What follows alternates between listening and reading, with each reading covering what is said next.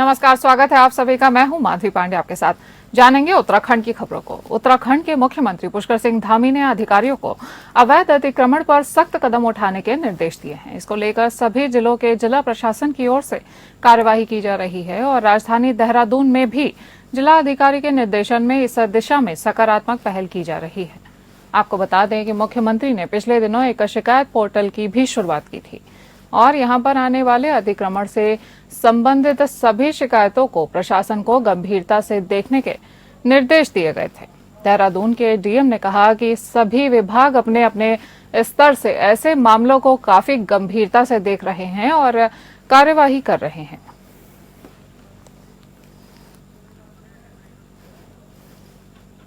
आपको बता दें कि अवैध अतिक्रमण को लेकर अब मुख्यमंत्री पुष्कर सिंह धामी काफी सख्त नजर आ रहे हैं। वहीं जिला अधिकारी भी एक्शन मोड में नजर आ रहे हैं। उत्तराखंड के मुख्यमंत्री पुष्कर सिंह धामी ने अधिकारियों को अवैध अतिक्रमण पर सख्त कदम उठाने के भी निर्देश दिए हैं। इसको लेकर सभी जिलों के जिला प्रशासन की ओर से कार्यवाही की जा रही है और राजधानी देहरादून में भी जिला अधिकारी के निर्देशन में इस दिशा में सकारात्मक पहल की जा रही है।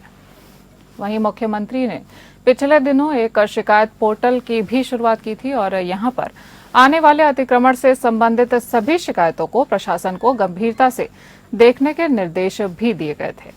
देहरादून के डीएम ने कहा है कि सभी विभाग अपने अपने स्तर से ऐसे मामलों को काफी गंभीरता से देख रहे हैं और कार्यवाही भी कर रहे हैं।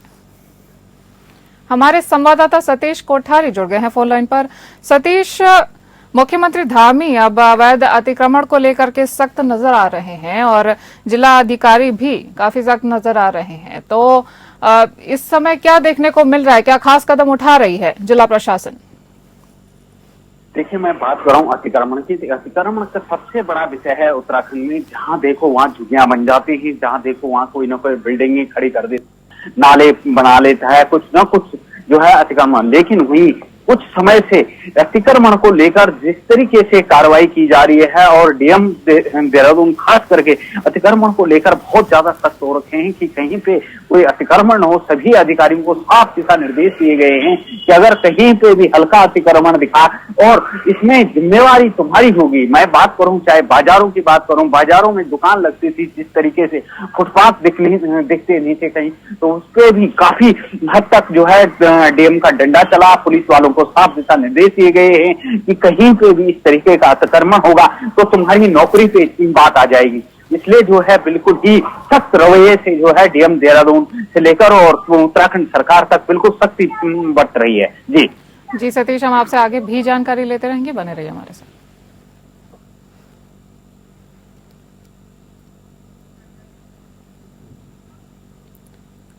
उत्तराखंड में 38वें राष्ट्रीय खेल जारी हैं और इसी बीच राष्ट्रीय खेलों में भ्रष्टाचार के आरोप भी लगने लगे हैं। राष्ट्रीय खेल तकनीकी आचरण समिति यानी जीटीसीसी ने ताइक्वांडो कंपटीशन के डायरेक्टर को बदल दिया है, क्योंकि कुछ अधिकारियों पर कंपटीशन शुरू होने से बहुत पहले 16 वजन कैटेगरी से 10 में परिणाम फिक्स करने का आरोप लगाया गया था।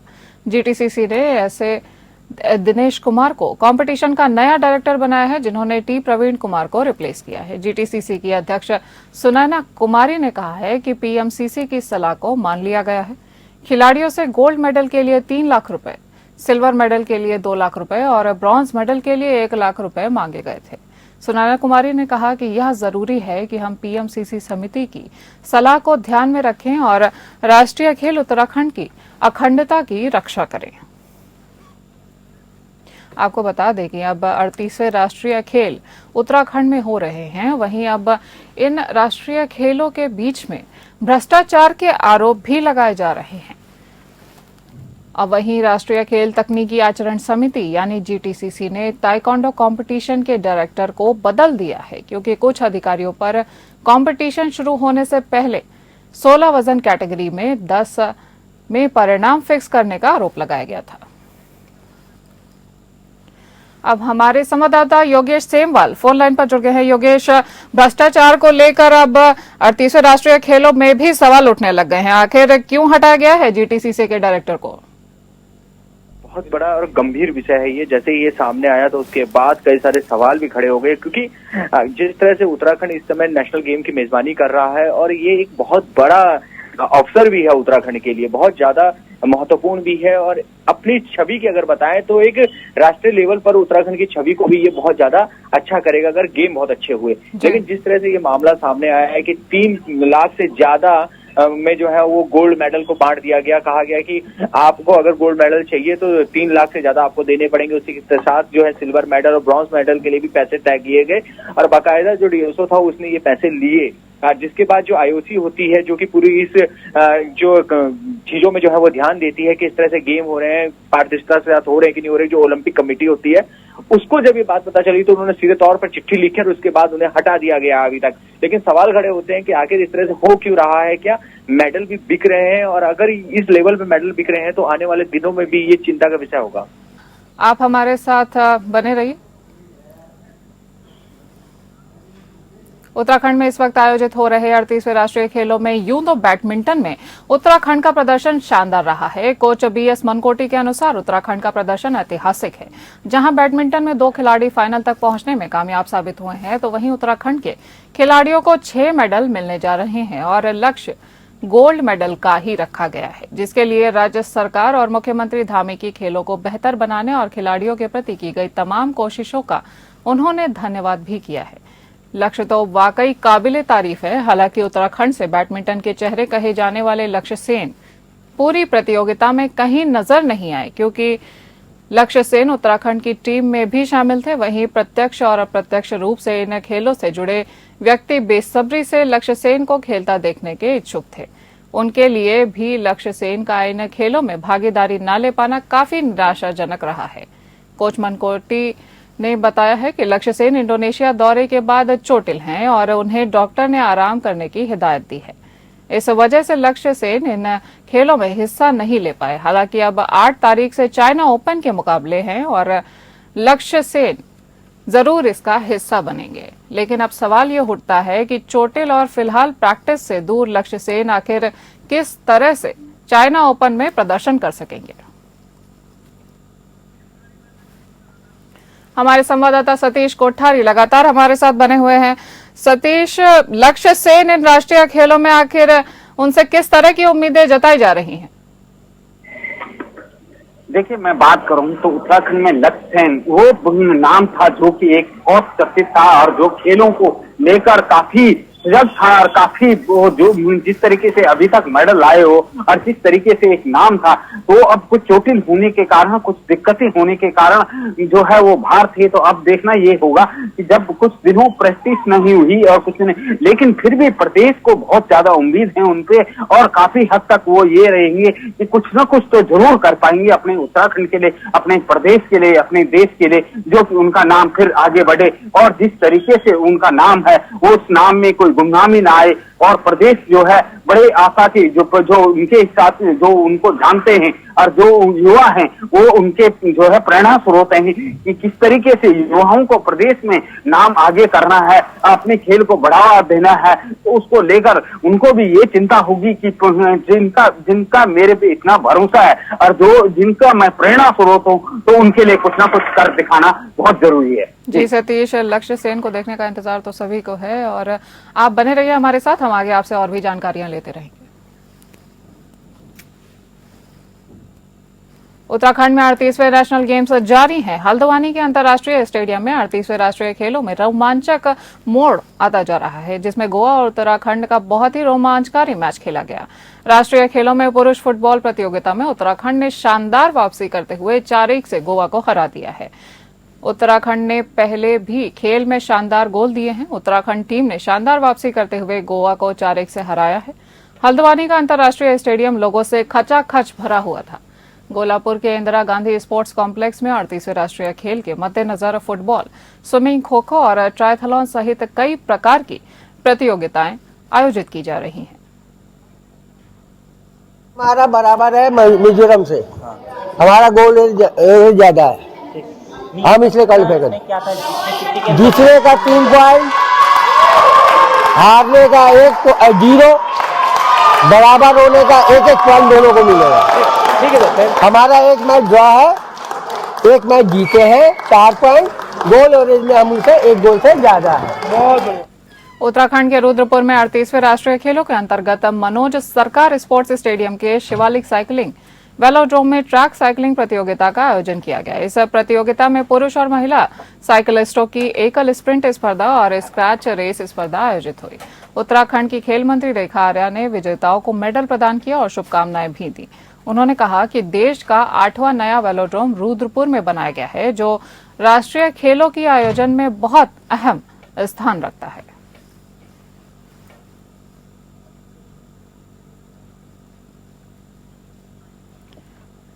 ये नेशनल गेम का जिस प्रकार से आगाज़ हुआ था, उस आगाज़ के बाद से जैसे माननीय प्रधानमंत्री जी ने उत्तराखंड को देवभूमि के बाद में खेल भूमि के रूप में प्रतिष्ठित करने की ओर अग्रसर किया था, उसी क्रम को आगे बढ़ते बढ़ते कहीं देहरादून में हो रहे हैं, कहीं हरिद्वार में हो रहे हैं और निश्चित रूप से आज जो है रुद्रपुर में हम लोग साइकिलिंग यानी कि एक वेलोड्रोम जो कि पूरे रुद्रपुर अथवा पूरे प्रदेश के लिए एक विशेष उपलब्धि है, जहां साइकिलिंग को लेकर पूरे देश भर में गिने चुने राज्य हैं जहां वेलोड्रोम बना हो।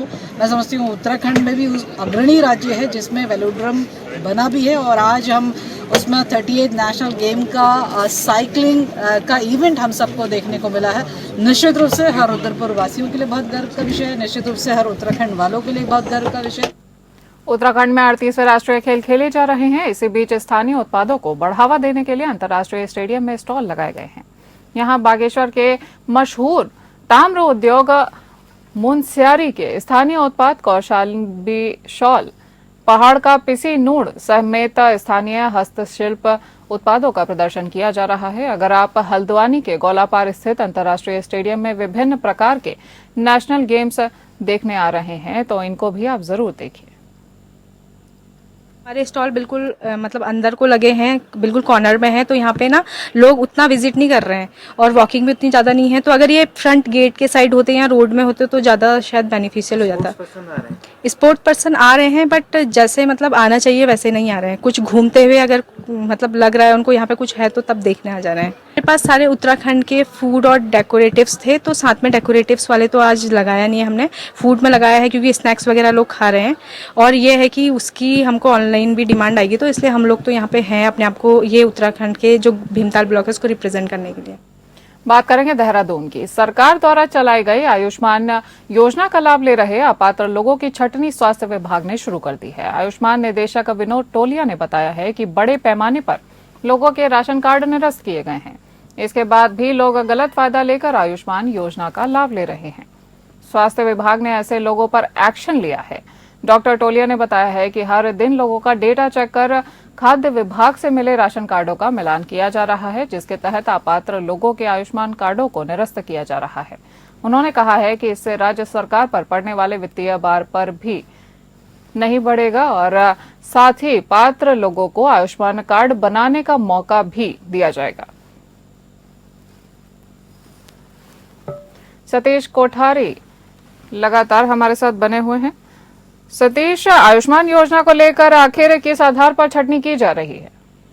देखिए, जिस तरीके से उत्तराखंड ये हुआ था कि जो अपात्र लोग थे उनको राशन कार्ड में बिल्कुल ये साफ कहा गया था कि जो अपात्र लोग हैं वो राशन कार्ड जो है बीपीएल और एपीएल का ना बनाएं, एपीएल का रखें और जो अंत्योदय और वो जो फ्री वाला था इनको सबको ये था कि हमें तो सबको जो है फ्री मिले। और सबसे बड़ी बात यह है कि जो कुछ लोग ऐसे हैं जो अपनी सेहतों के लिए ज्यादा सोचते हैं, चाहे मंत्री हो चाहे वो अधिकारी हो, तो उनके बीपीएल के राशन कार्ड, तो वही हाल आज जो है आयुष्मान कार्ड का भी बना रखा है प्रदेश में कि हर जिसका देखो उसका आयुष्मान कार्ड। ऐसे ऐसे लोग फायदा उठा रहे हैं कि जिनका कोई औचित्य नहीं बनता है। और वो कुछ लोग ऐसे हैं कि जो बहुत गरीब है, जो बेचारे जिनको खास जरूरत है इसको लेकर और अति आवश्यकता है, जो लोग अपने इलाज नहीं करवा पाते हैं, जो लोग नहीं जा पाते हैं प्राइवेट हॉस्पिटलों में, जिन लोगों के लिए यह आयुष्मान कार्ड था वो इसका लाभ नहीं उठा पा रहे हैं। उसको देखते हुए स्वास्थ्य विभाग ने कमर कस ली है और जिस तरीके से राशन कार्ड निरस्तीकरण हुआ था उसी तरीके से जो है अब आयुष्मान कार्ड भी निरस्तीकरण होगा। और अगर कोई उसके बाद भी रखता है या उसके बाद कोई पकड़ा जाता है तो उन पर कठोर कार्रवाई की जाएगी और उनको खासी चेतावनी दी जाएगी, क्योंकि इस तरीके के धांधलबाजी करना और इस तरीके तो कानूनी अपराध माना जाएगा। जी जी सतीश, बने रहिए हमारे साथ, हम आगे आपसे और भी अपडेट लेते रहेंगे। उत्तराखंड सरकार युवाओं को रोजगार देने के लिए लगातार काम कर रही है। रोजगार क्षेत्र को बढ़ावा देने के लिए कौशल विकास मंत्री सौरभ बहुगुणा ने युवाओं को प्रशिक्षण एवं रोजगार उपलब्ध कराने के संबंध में समीक्षा बैठक की। मंत्री ने कहा कि कौशल विकास विभाग तथा आईटीबीपी द्वारा युवाओं को रोजगार देने के लिए कार्य योजना पर कार्य किया जा रहा है, जिसमें आईटीबीपी द्वारा युवाओं को राफ्टिंग एवं माउंटेनियरिंग जैसे साहसिक खेलों में प्रशिक्षण दिया जाएगा तथा प्रशिक्षित युवाओं को रोजगार भी प्रदान किया जाएगा। कौशल विकास मंत्री ने कहा कि प्रदेश में इस तरह की यह पहली पहल की जा रही है। उन्होंने कहा कि 16 युवाओं के बैच के प्रशिक्षण पर होने वाला व्यय कौशल विकास विभाग द्वारा वहन किया जाएगा। इसके साथ ही युवाओं को प्रमाण पत्र और रोजगार के लिए प्लेसमेंट देने का कार्य आईटीबीपी द्वारा किया जाएगा।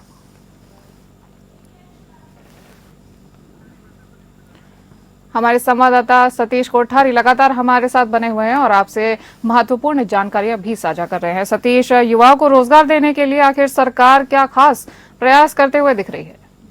देखिए, युवाओं को रोजगार देने के लिए प्रदेश सरकार बहुत बड़ी मुहिम चला रही है। लगातार चाहे वो ऋण की बात करें, चाहे अन्य जैसे कोई अपना उद्योग करना चाहता है, जिस तरीके से ये कल जो बैठक हुई तो उसमें आईटीबीपी को जोड़ा गया है। वो जो है अभी आपने देखा होगा, आईटीबीपी जो है इस समय आंचल से लेकर और मत्स्य पालन तक का सारा वो जो उद्योग है वो खरीद रही है। दूध सारा जो है आंचल का लगभग 90% दूध जो है आईटीबीपी को जाता है। वही जो वो है मच्छियां हैं, जो मत्स्य पालन है, वहां से भी लगभग 90% आईटीबीपी को जाता है। तो इसी तरीके से आईटीबीपी को जोड़ के उत्तराखंड सरकार ये चाहती है कि जो यहाँ के युवा हैं वो बेरोजगार न रहें, उनको कुछ ऐसी ट्रेनिंग दी जाए कि जो कि प्रदेश में स्वरोजगार करें, या कोई जो ऋण मुफ्त वो करती है, जो ऋण माफी की बात होती है तो उसको ब्याज मुफ्त के लिए प्रोत्साहन राशि देते हैं कि भले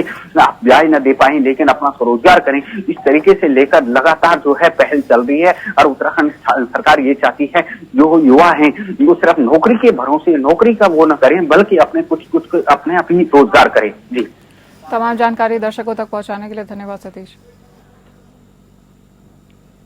उत्तराखंड में 30 अप्रैल से आगामी 4 धाम यात्रा की शुरुआत हो रही है। 30 अप्रैल को अक्षय तृतीया के दिन गंगोत्री और यमुनोत्री धाम के कपाट खोले जाएंगे। 4 मई को बद्रीनाथ धाम के कपाट खोलने की तिथि घोषित कर दी गई है। केदारनाथ धाम के कपाट खोलने की तिथि की औपचारिक घोषणा शिवरात्रि के अवसर पर की जाएगी। आगामी 4 धाम यात्रा को देखते हुए आपदा प्रबंधन विभाग ने अपनी तैयारियां शुरू कर दी हैं। जानकारी देते हुए आपदा प्रबंधन सचिव विनोद कुमार सुमन ने बताया कि आपदा की दृष्टि से बाकी सभी विभाग भी अपना कार्य कर रहे हैं और आपदा प्रबंधन विभाग भी लगातार मॉनिटरिंग कर रहा है। संबंधित जनपदों के अधिकारियों के साथ लगातार बैठकें चल रही हैं। किस प्रकार की तैयारियां की गई हैं और क्या क्या कमियां रह गई हैं और आगे से किस तरीके की इसे अच्छे किया जाए, इसको लेकर कार्य किया जा रहा है। साथ ही विनोद कुमार सुमन ने यह भी कहा कि हमारी व्यवस्था सुचारू चलेगी और आपदा की दृष्टि से लोगों और श्रद्धालुओं को कोई परेशानी न हो, ये हमारी प्राथमिकता रहेगी।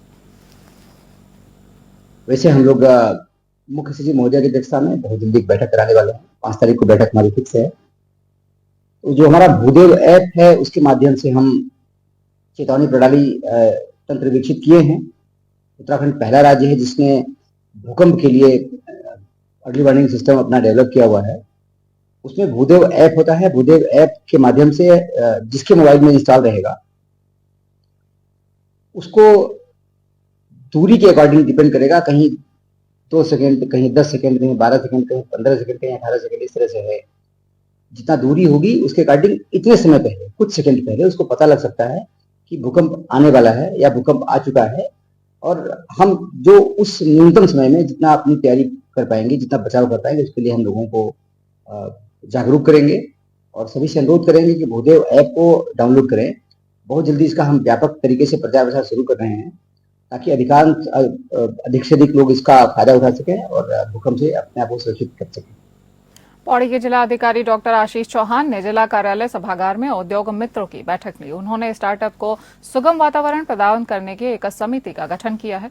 बैठक में प्रस्तुत प्रतिपूर्ति दावों को लेकर महाप्रबंधक उद्योग को निर्देशित किया गया है कि जिन उद्योगों द्वारा दावे प्रस्तुत किए गए हैं उनका प्रोडक्शन और मैन्युफैक्चरिंग संबंधी आंकड़े 1 सप्ताह के भीतर प्रस्तुत करना सुनिश्चित करें। आयोजित उद्योग मित्र की बैठक में उद्योग विभाग द्वारा 6,62,49,670 रुपए की धनराशि के 143 प्रतिपूर्ति दावे प्रस्तुत किए गए हैं, जिसमें 1,86,24,929 रुपए के 86 ब्याज प्रतिपूर्ति दावे, 4,52,88,341 रुपए की धनराशि के 52 विद्युत प्रतिपूर्ति दावे और 23,36,400 रुपए की धनराशि के 5 दावे राज्य परिवहन उपादान के शामिल किए गए हैं।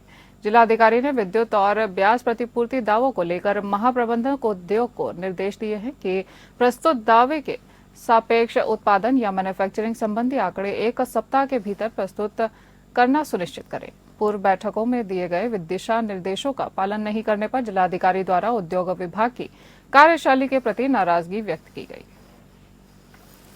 मित्र की आज की जो बैठक है उसमें एक कमेटी हम लोग बना रहे हैं, जिसमें हम स्टार्टअप्स को के लिए एक अच्छा इकोसिस्टम जो बनाया जाना है, तो उस क्रम में शासन के निर्देशों के अनुपालन में हम लोग एक कमेटी भी बना रहे हैं। प्लस सिडकुल से रिलेटेड मल्टीपल इश्यूज थे, उन पे भी डायरेक्शंस दिए गए और उसके साथ में 143 जो हमारे उद्यमी हैं उनको लगभग 6,62 लाख रुपए की जो सब्सिडी दी जानी, उसमें मेरे द्वारा GMDIC से कहा गया है कि जो डिटेल्स हैं उनकी अभी तक की प्रोडक्शन की और इलेक्ट्रिसिटी कंजम्पशन और उससे रिलेटेड बहुत डिटेल्स मांगी गई है। जल्दी उनको ये ब्याज की जो राशि है वो दी जाएगी। बात करेंगे हल्द्वानी की, जहां पुलिस को नशे के विरुद्ध एक बड़ी कामयाबी हासिल हुई है। पुलिस ने नशा तस्करों के खिलाफ कार्यवाही की है। पुलिस ने नशा कार्यवाही पर गोलियों की बड़ी खेप के साथ 2 तस्करों को गिरफ्तार किया है। पुलिस को नशा तस्करों के पास से 6,540 नशीली गोलियां एवं कैप्सूल बरामद हुआ है। पुलिस अधीक्षक प्रहलाद नारायण मीणा ने बताया कि पुलिस और SOG की टीम ने बनभूरपुरा इलाके से 2 नशे के तस्करों को 1,440 नशीले कैप्सूल और 5,100 गोलियों के साथ गिरफ्तार किया है। दोनों तस्कर बनभूलपुरा के रहने वाले हैं, जिनके खिलाफ संबंधित धाराओं में मुकदमा दर्ज कर जेल भेजने की तैयारी की जा रही है। साथ ही नशीली दवाइयों को लेकर तस्कर कहां से इन्हें लाते थे, इसका भी पता कर पुलिस अग्रिम जांच में जुटी हुई है। इस बुलेटिन में इतना ही। नमस्कार।